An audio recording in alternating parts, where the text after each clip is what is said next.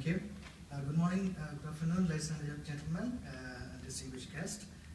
My name is Samuel Amin. I'm an electrical and electronic engineer with experience in mobile telecommunication network. I'm doing research in smart grid and smart buildings in UNSW. For this session, my proposal was detection of life after a disaster. It involves fleets of drones, supercomputers, sensors, and airborne telecom network, etc. And I must confess that I know very little about what I'm going to say, but I strongly believe in what I'm going to say.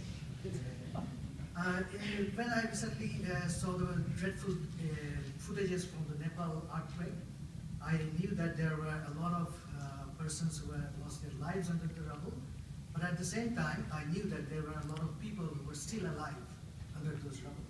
And I strongly believe that if we could detect their positions very definitively, then we could have concentrated our rescue efforts and we could have saved a lot more lives.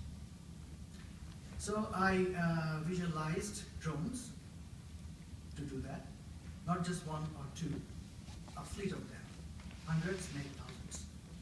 They would be working together in like a flock of birds. They would be flying information, sweeping at an area, a terrain.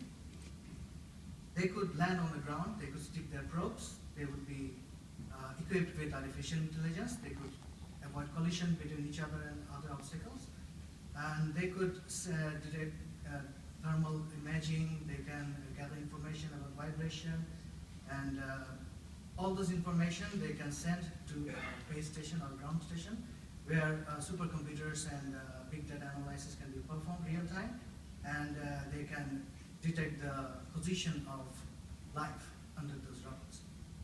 And they can communicate this information to the rescue persons who can concentrate their rescue effort to save the maximum amount of life.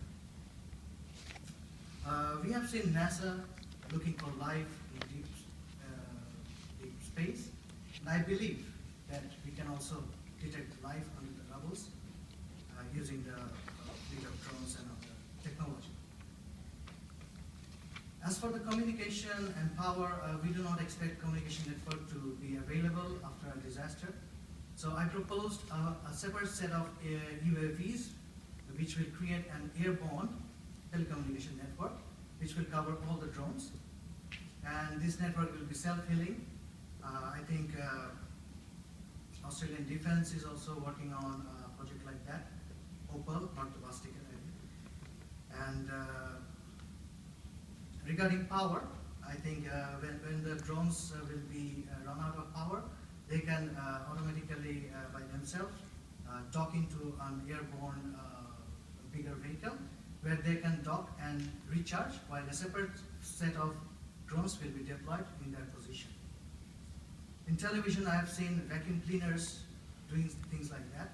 They can by themselves dock in and recharge themselves.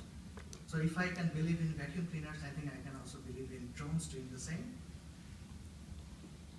As for the whole system, for building and operating a system like that, who should be the best organization to do it? In my opinion, defense is the best organization to do so. Why? Because I think, first of all, defense has the best capability to interact and collaborate with not only industry and academics, but also with the other defense organizations. Second, logistically, they are better positioned. They have air bases strategically located all around the globe. So anywhere the disaster strikes, they can quickly deploy the whole system within hours. And thirdly, I think that financially, this kind of system is not a profit-making system. So it's not feasible for any profit-making organization to deploy such a system. So I believe that defense can step in here, and it could be part of an UN initiative where all the countries can participate, and different countries can participate using either by technology or by production capability or man-hour. So I believe that a system like this which will be mostly automated, can work in detecting the light and save more lives in the future. Thank you very much.